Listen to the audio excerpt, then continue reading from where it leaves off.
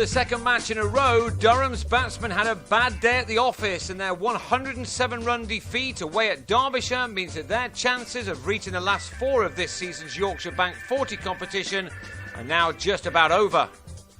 We only have old black and white action of this game, one which saw Durham strike early after they won the toss. Ben Slater nicked a good ball from Mark Wood behind.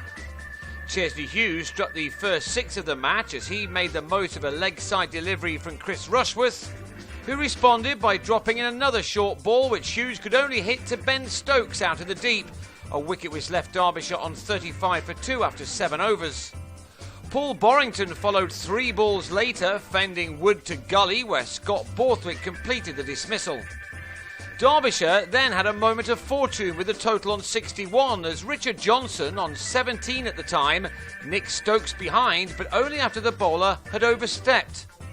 Stokes could hardly believe what he'd done, and it was a moment that changed the nature of this game as Johnson and Wayne Madsen worked the ball around really well, with the occasional boundary thrown in as they started to develop a partnership which was to take this game well out of reach of their opponents. Madsen again played an important knock for his team.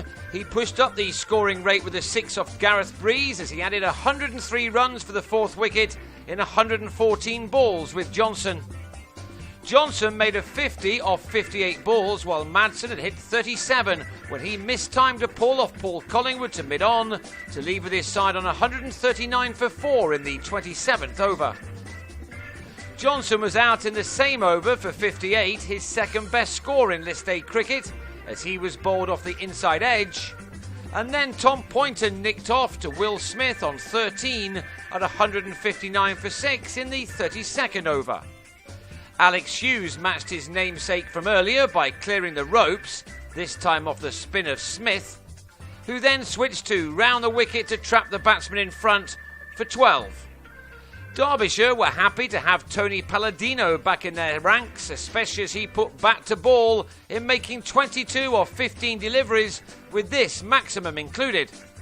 He was bowled by Ryan Pringle's much quicker ball in the penultimate over, but he had helped the Falcons make 217 for 8 from their 40 overs, something which looked like a par score on a very slow pitch. Durham had been bowled out cheapy last time out against Essex, and they started poorly again here. Madsen pulled a rabbit out of the hat by opening the bowling, and he bowled Phil Mustard with his second delivery for a duck.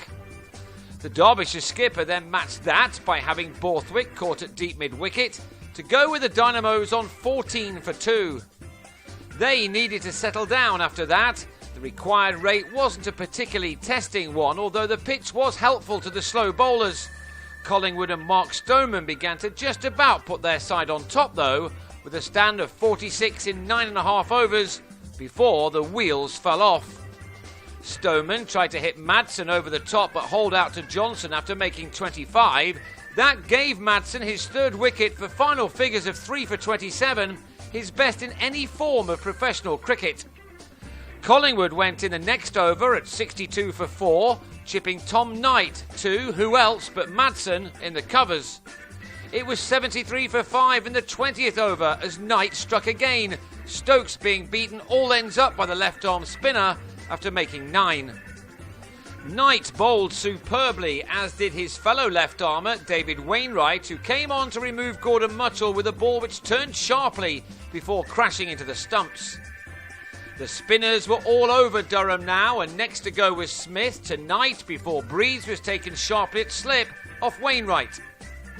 Wainwright went on to record his best one-day figures of 4 for 11 as he then found more turn to have Pringle caught by Madsen, and the game was over in a hurry as Durham lost 8 wickets for 50 runs in 14 overs as Rushworth was bowled for a golden duck.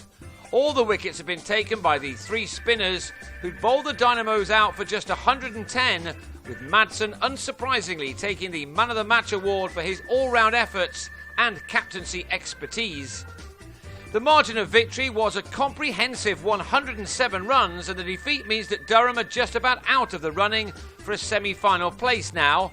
They can no longer win the group, and even a victory in their last game is unlikely to be enough for them to grab the best runners-up spot.